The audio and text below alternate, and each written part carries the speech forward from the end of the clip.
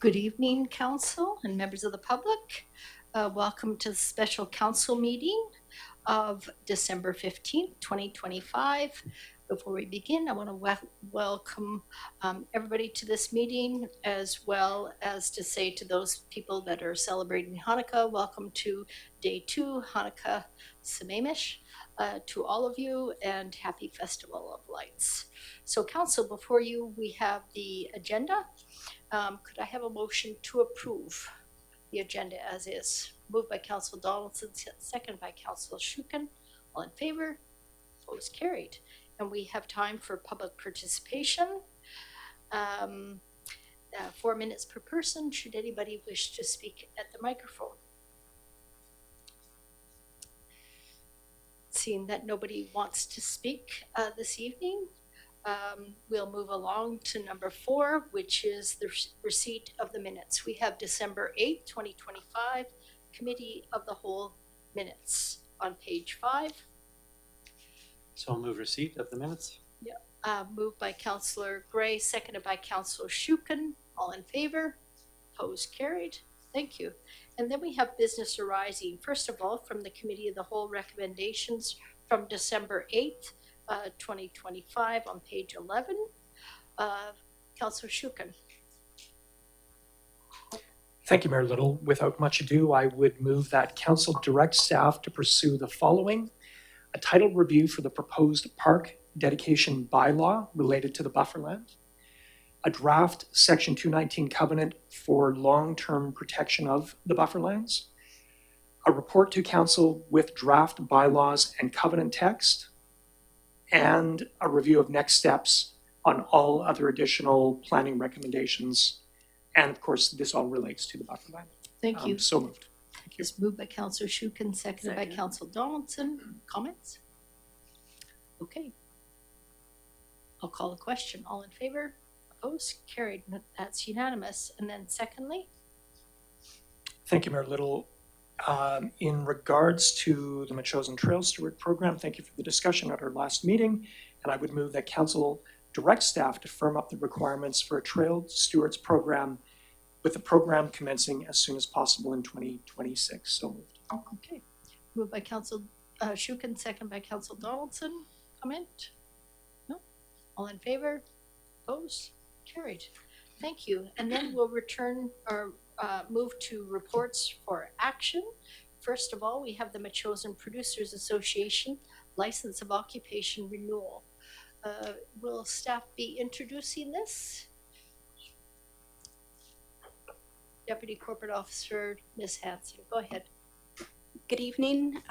The Metchosin Producers Association license to occupy is expiring at the end of this year, and the new proposed license is for a 2-year term ending December 31, 2027, and we're just proposing 2 years this time, as the general local election will take place in October 2026, and that'll give the newly elected council 1 year into their term before considering renewal.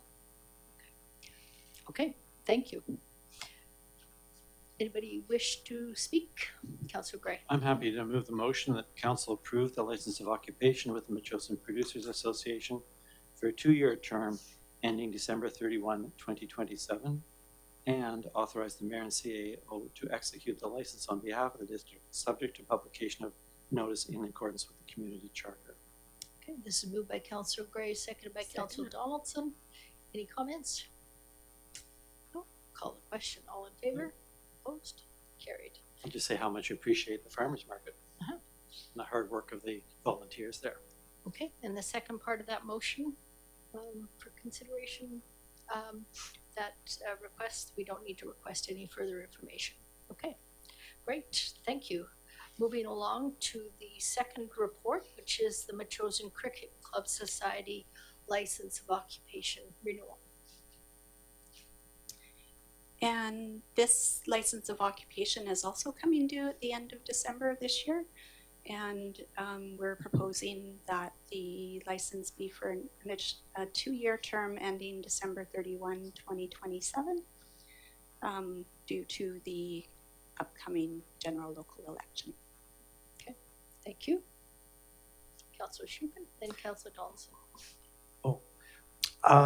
Thank you, Mayor Little. I would make a motion to support this, that council approve the license of occupation with the Metchosin Cricket Club Society for a 2-year term ending December 31st, 2027, and authorize mayor and CAO to execute the license on behalf of the district, subject to publication of the notice in accordance with the community charter. So moved.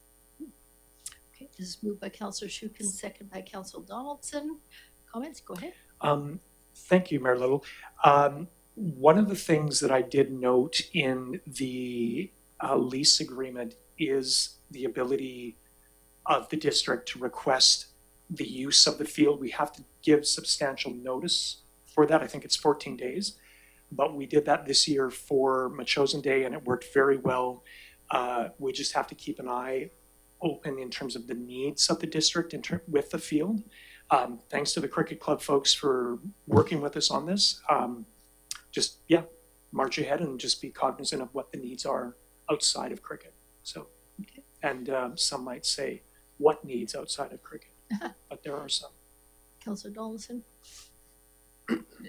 Yeah, no, I understand what Councillor Schumann is saying there. I believe that's written into a number of the leases for that reason. And interesting to note, I have asked the community garden people to bring their lease up at their next membership meeting, so everybody understands how the lease actually works and it affects the activities they do there, being that they're a new group, but they have a lot of great ideas, each one of them, and so understanding who the property belongs to and how it needs to be stewarded and taken care of with responsibility to the district and all people in Metchosin. So thanks for bringing that forward. Yep. Anybody else? No? Okay, I'll call the question. All in favor? Opposed? Carried. Great. Let's move along to the third one. This is the Metchosin Volunteer Firefighter Society Occupancy Agreement Renewal. Ms. Hanson.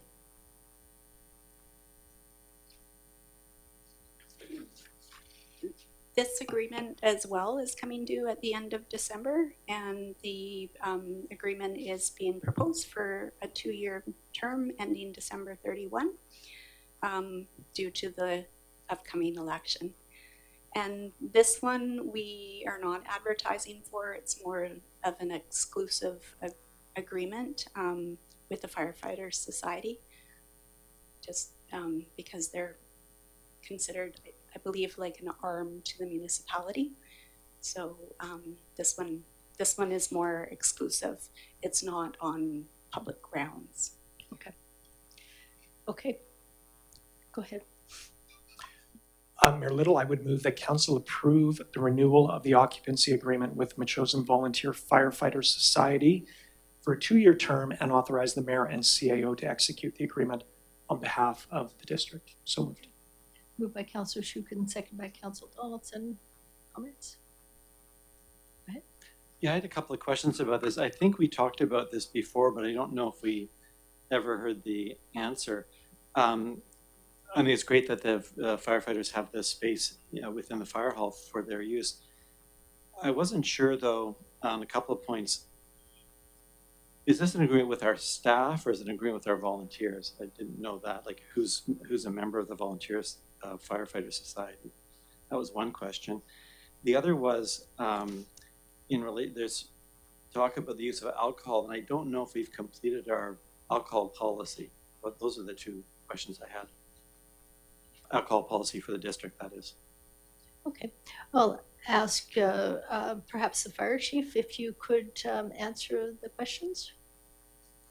Sure, thank you through the chair. All members of the fire department, both volunteer and the staff, in their job description is requested to be part of the Metchosin Firefighters Society. So everybody that is there is a member of the society. Okay. So both paid staff and volunteers. Okay. And then the alcohol policy? Go ahead, CEO Payette. Sorry. The alcohol policy is in draft form. We just have not been able to bring it forward for council consideration. So I suppose it's a leftover question from last year about just legally, what's the arrangement with our staff? If they're staff, they're there as staff people, but then this is kind of a different kind of an agreement with staff to occupy one of our buildings. So I think that I'm fine with approving this tonight, but I think it would be worth getting the question answered so the next time the renewal comes up, we know just sort of what legal situation we're in. So I just need a little bit of clarification, what kind of legal situation where we're granting a society use of a space, what kind of a legal clarification are you after? Well, I'm not clear that, or I've not seen before a situation where we're entering into a occupancy agreement with staff. So the staff presumably can be in the building regardless because they work here. Mm-hmm. And I'm not sure I just like to get clarity that we're not putting anybody in an awkward position or a liability position by reaching an agreement like this. I'm wondering if this is left over from, a long time back. It's probably been in play for a very long time. Mm-hmm. And now we have three staff and one contract staff, and then we've got the volunteer groups. And just to be clear about compensation arrangements and responsibilities in the job as compared to what's in this document. For example, are we asking staff to take responsibility for liquor licenses and things like that? And do we have the proper liability set up for the staff members? Or is that being done by somebody else? It's that kind of thing, just keeping everybody out of the glue so nobody's taking on a liability that they wouldn't want to have. And I think this agreement is with the society, not with any individual person or individuals. It's the society as a whole. I see shaking heads. Yes, so that is it. Regarding the alcohol policy, we'll have more information regarding the district-owned properties policy in the new year. Thank you. Yeah. Okay. Any further discussion? Okay, if I could get somebody to move. Did you already move this? Yes, you did. Sorry. Okay, I'll call the question. All in favor? Opposed? Carried. Thank you for that. And then we're going to move on to page 47. We have the Public Works Policy W100.65, snow removal and ice control. CAO Payette. Okay, I don't have it in front of me, but I know what we're talking about. And council had asked for some additional language in the policy, so we added a description of what the activity was, and we added a paragraph in for communication as requested. And I believe that satisfies your needs, and I recommend that it's ready to go. Councillor Gray. I just had a question about it, and I realized that at the last meeting we heard that the fire chief sometimes directs the public works crew to go out. And I wasn't sure, when I look at it now, and I'm just looking for advice from the CAO, we've got now the various people who can, or as I read it, can commence snow removal would be the CAO, the public works supervisor, the lead hand, the RCMP, or the fire chief. That's a lot of people to manage that question. And I wonder if it might be better to have one person designated and the others speak to that person. And then a single person be the one who determines what happens. That's a question through the chair to the CAO. Yeah, what I said at the last meeting was that often the fire chief relays information about what is going on with snow removal. It's not, as I understand it, that the fire chief was directing for snow removal to take place. That has always been the CAO, but I'll ask the CAO to comment. Yeah, thanks to the chair. What typically happens is we gather the information either from the app or from the weather information, and then I do a canvas of information from fire chief and public works supervisor, and then make a determination, and then give the direction to the crew to either go out or not. And it becomes a little bit more tricky on weekends because obviously that's overtime. So we make those determinations collectively, and then I give the direction to the crew lead. Yeah, Okay, thanks. And I think, just not to be redundant, but in the case of emergencies, we're not talking about so much of a decision-making process. We kind of go command and control at that point, and then if the fire chief requires something, she just goes direct, gets things done. So Councillor Gray. Thank you. That helps a lot. I think I'd misread this. So it's the fire chief and the RCMP make a request of the CAO and it goes from there. So it sounds like there's a single person, and that works for me. And I imagine it works for the CAO. Thank you. Anybody else have any comments? No? Okay. We'll take a motion that council adopt this policy. Did you already do this? No, so moved. No. Moved by Councillor Gray, seconded by Councillor Donaldson. All in favor? Opposed? Carried. Thank you. Next, we have reports for information. We have the Metchosin Arts and Cultural Center Association. This is their requirement of their Section 8 of their operating management agreement. They've got a report setting out their plans for the calendar year of 2026. Who's the council liaison? It's Councillor Shukin. Did you want to comment on this?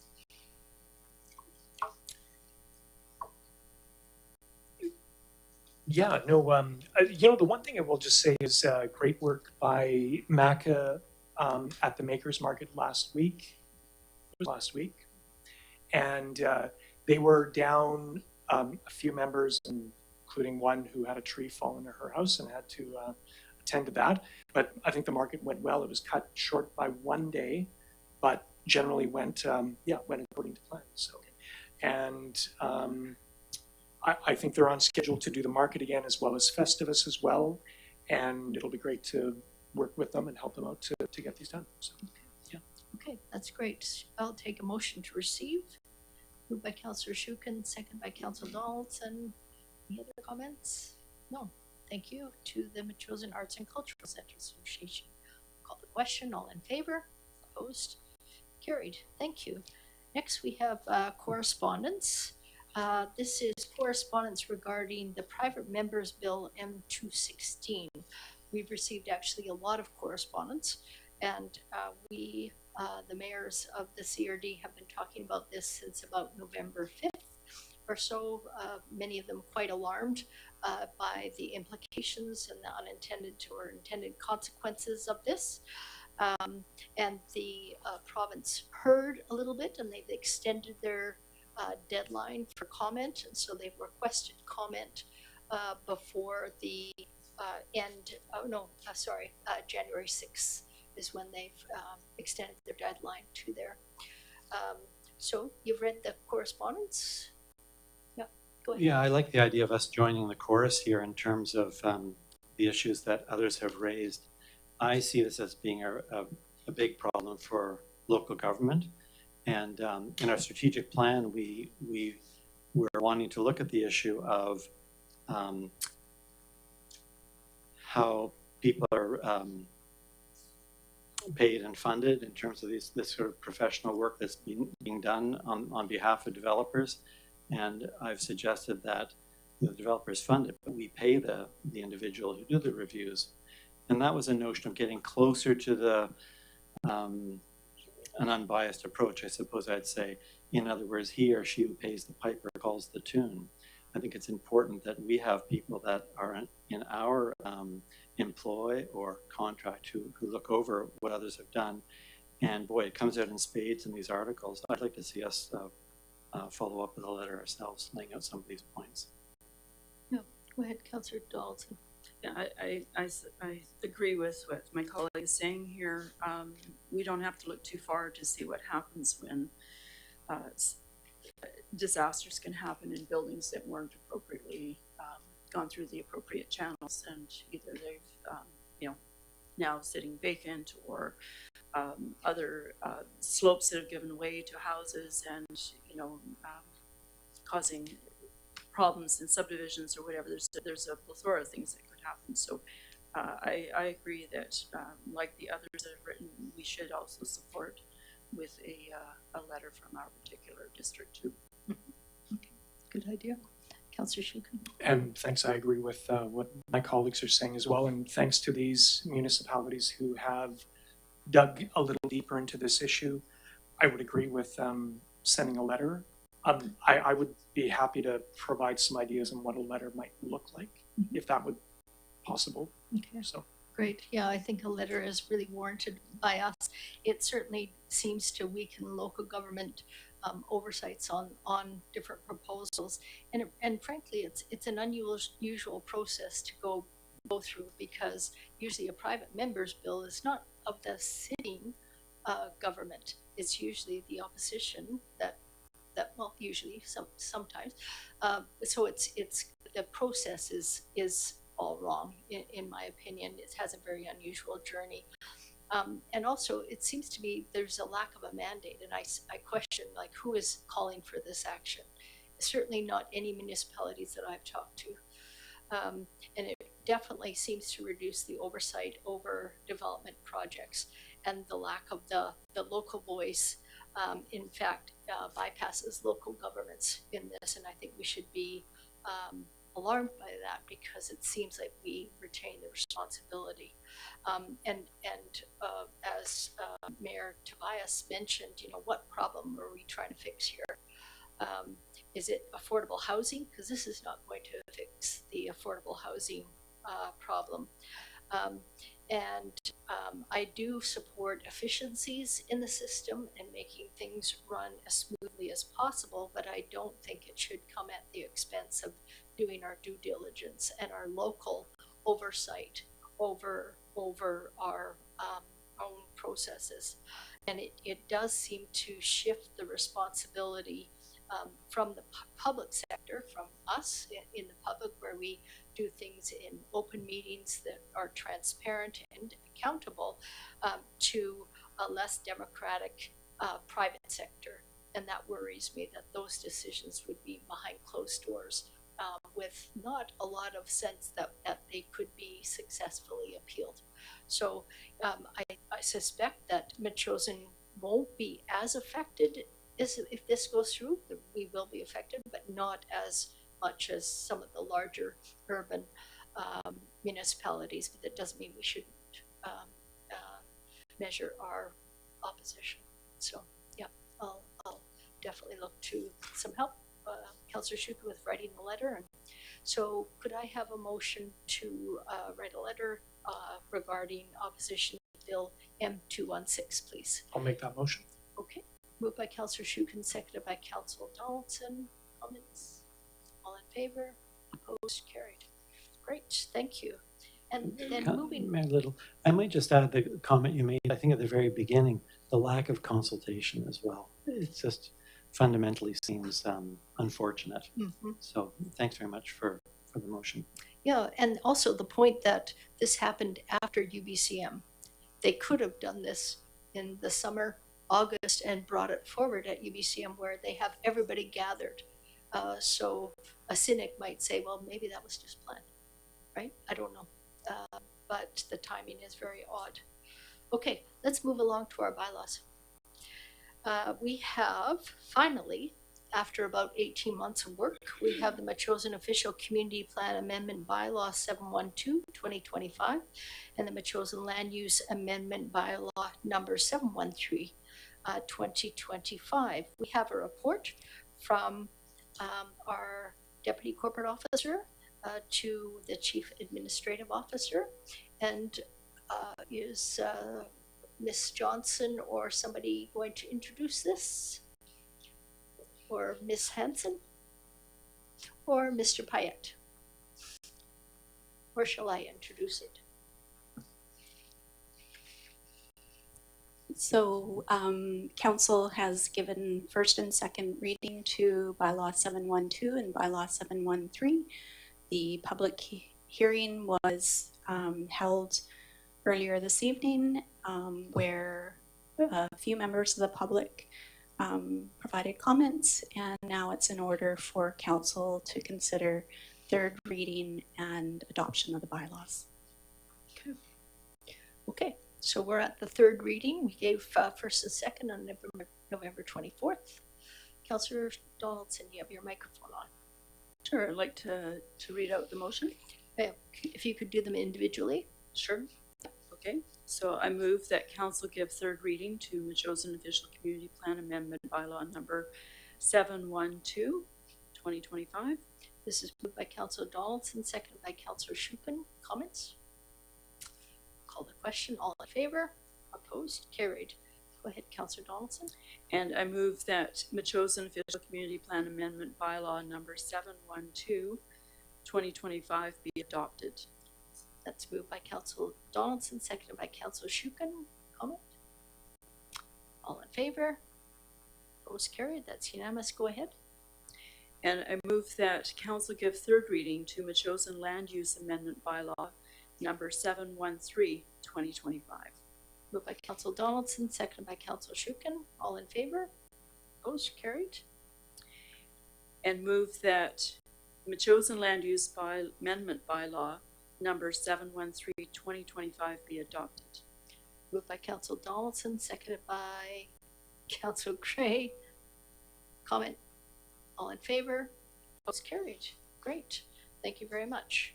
Okay, with many, many thanks to our planner, Ms. Tara Johnson, for the enormous amount of work and other staff over the last 18 months. I think we have exemplary public engagement. And it was a little rocky in the beginning, and I'm pleased to say that we've got these finally adopted, as is mandated by the province. Okay, thank you, and thank you, Ms. Johnson. Okay, moving along to adjournment. So happy Christmas season to you all. Moved by Councillor Gray, seconded by Councillor Donaldson. All in favor?